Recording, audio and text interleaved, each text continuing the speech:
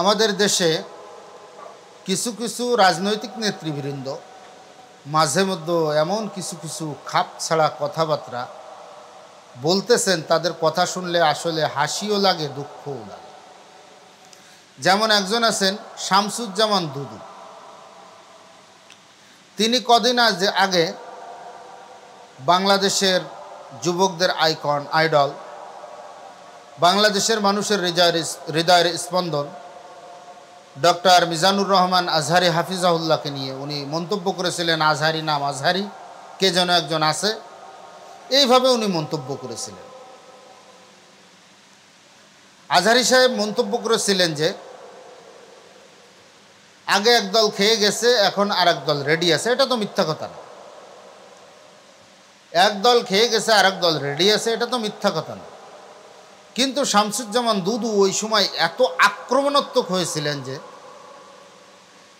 আজহারি সাহেবকে যে পরিমাণ পুরো ওয়ার্ল্ডের ভিতরে পরিচিত, আমি আল্লাহর সন্তুষ্টির কথা এক সাইডে রাখলাম, আজহারি সাহেবকে মানুষ যেভাবে চিনে, জানে বা ভালোবাসে, আমার মনে হয় এই শামসুজ্জামান দুদুকে আজহারি সাহেবের যে পরিমাণ মানুষ ভালোবাসে তার 1000 কোটি ভাগের 1 ভাগ মানুষও এই দুদুকে চেনেও বলেও সন্দেহ আছে।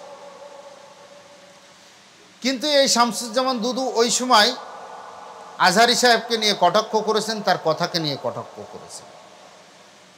আসলে রাজনৈতিক নেতাদের কথাবার্তা অনেক হিসাব করে বলতে হয়। শামসুজ্জামান ভাই, আপনাকে বলছি, অনেক হিসাব কিতাব করে কথা বলেন। এখন যে বলতেছেন যে এনসিপির মতন দল, আপনারা বিএনপির লোকজন প্রস্রাব করে দিলে ভেসে যাবে। তো এখন যে এনসিপির লোকগুলো প্রশ্ন করতেছে যে 16 বছরকে আপনারা প্রস্রাবটা আটকায় রাখছিলেন, নাকি খাসি ছাগলে বেশি চাল খেলে ওদের প্রস্রাব এঁটে যায়, গ্রামে বলে চেনা আটকে গেছে।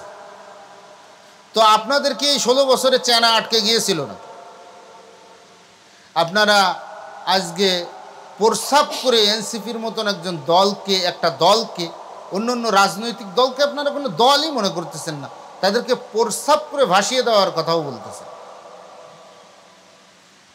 তো আপনাদের প্রস্রাব আটকে গিয়েছিল কি দেখে? বালুর ট্রাক দেখে আপনাদের প্রস্রাব আটকে যায়, পুলিশের বহর দেখলে আপনাদের প্রস্রাব আটকে যেত, ছাত্রলীগের বহর দেখলে আপনাদের প্রস্রাব আটকে যেত, যুবলীগের বহর দেখলে আপনাদের প্রস্রাব আটকে যেত। এখন আপনাদের প্রস্রাব একবারে ক্লিয়ার হয়ে গেছে, এখন আপনাদের প্রস্রাবে আর কোনো সমস্যা নেই। এগুলো কথাবার্তা বলার সময় একজন বলতেছে তারেক রহমানের নাম নিতে গেলে অজু করতে হবে, একজন বলতেছে যে এটা বাংলাদেশ, এই দেশ ইসলাম দিয়ে চলবে না, কোরআন দিয়ে চলবে না। তো কি দিয়ে চলবে? কোরআন দিয়ে চলবে না, কি দিয়ে চালাবেন? কোরআন দিয়ে চালাবেন না, বুঝলাম। তো কি দিয়ে চালাবেন? গীতা দিয়ে চালাবেন না বাইবেল দিয়ে চালাবেন না অন্য কোনো ধর্মগ্রন্থ দিয়ে চালাবেন? ধর্ম তো একজন মানুষের থাকতেই হবে, ধর্ম যার ভিতরে নাই সে নাস্তিক, সে যে ধর্মেরই অনুসারী হোক না কেন। আর প্রত্যেক ধর্মেরই কিছু নিয়ম নীতি আছে।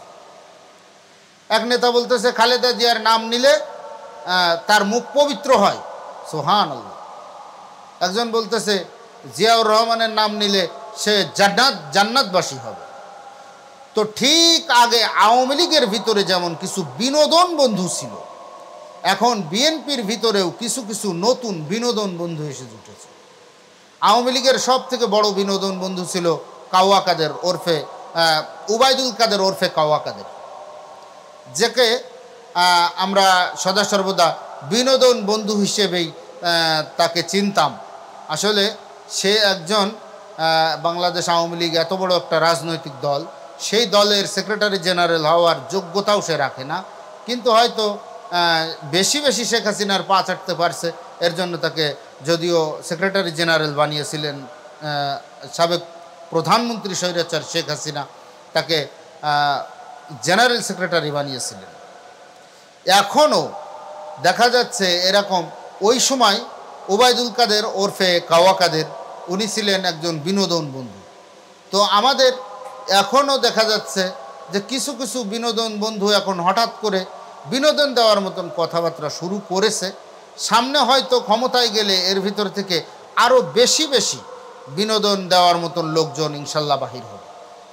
তো আমরা ইনশাল্লাহ খুশি, কিছু হাসির খোরাক তো হলো, কিছু হলো আর না হলো, কিছু হাসির খোরাক পাওয়া গেল বিনোদন বন্ধুদের কাছ থেকে। আগে যেমন পাওয়া যেত, বিগত 16 বছরে পাওয়া গেছে হজরত শেখ হাসিনা, তারপরে কওমি জননী উপাধি দিয়েছে মুফতি রুহুল আমিন সাহেব, আরও কত নামে যে আখ্যায়িত করেছেন তার কোনো এমনকি যে সমস্ত নামে আখ্যায়িত করেছেন, শেখ মুজিবকে জাতির পিতা হিসেবে সদা সর্বদা আখ্যায়িত করেছেন, জাতির পিতা ইব্রাহিম আলাইহিস সালাতু ওয়াস সালাম। শেখ মুজিবকে সে স্বাধীনতা যুদ্ধে অংশগ্রহণ করার কারণে বা নেতৃত্ব দেওয়ার কারণে তাকে অবশ্যই সম্মান করি, কিন্তু তাই বলে যে তিনি জাতির পিতা হবেন, জাতির পিতা হজরত ইব্রাহিম আলাইহিস সালাতু ওয়াস সালাম, জাতির পিতা অন্য কেউ হতে পারেন না। মুসলিম জাতির পিতা হজরত ইব্রাহিম আলাইহিস সালাতু ওয়াস সালাম। আপনি যদি বাঙালি জাতির পিতা বলবেন, তো বাঙালি কি পশ্চিমবঙ্গে বাঙালি নেই? তো পশ্চিমবঙ্গওয়ালারা কি শেখ মুজিবকে জীবনেও কোনো দিন জাতির পিতা বা তাদের জাতির স্থপতিও মেনে নেবে না? বাংলাদেশের স্থপতি হতে পারে সে, বাংলাদেশের স্থপতি হতে পারে, জাতির পিতা হতে পারে না। কিন্তু আওয়ামী লীগের নেতাকর্মীরা তো সদা সর্বদা এটাই বলতো যে জাতির পিতা, জাতির পিতা তো বলতোই বলতো।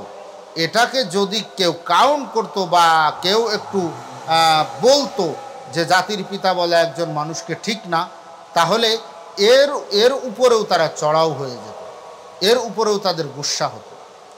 এর জন্য পরিশেষে বলতে চাই যে শামসুজ্জামান দুদু ভাই, আপনি যে সমস্ত কথাবার্তাগুলো বলছেন এখন বর্তমান মাঝে মধ্যে, বা এরকম অন্য অন্য আরও অনেক নেতারাও মুখ ফসকে বলে ফেলতেছে, এটা ইচ্ছাকৃতভাবে বলতেছেন বা অনিচ্ছাকৃতভাবে বলতেছেন সেটার বিষয়ে আমি যাচাই করতে চাই না। তবে নেতা নেত্রীর প্রশংসার ক্ষেত্রে, শব্দ চয়নের ক্ষেত্রে সতর্কতা অবলম্বন করা, কথাবার্তা বলার ক্ষেত্রে সতর্কতা অবলম্বন করা, কারণ আপনারা রাজনৈতিক নেতা বা একটা দলের উচ্চ পর্যায়ে আছেন, সেখান থেকে কথাবার্তা বলার ক্ষেত্রে আপনাদের একটু হিসাব কিতাব করে বলা দরকার যে কোন কথা বললে মানুষ একটু মাইন্ড করবে বা মানুষ এটা সমালোচনা করবে। এরকম সমালোচনা হওয়ার মতন কথাবার্তা থেকে বেঁচে থাকা, ওই কথাবার্তাগুলো পরিহার করা। আল্লাহ তাআলা আপনাদেরকে ওই রকম সমালোচিত কথাবার্তা থেকে বেঁচে থাকার, সতর্ক থাকার তৌফিক দান করেন। আমিন।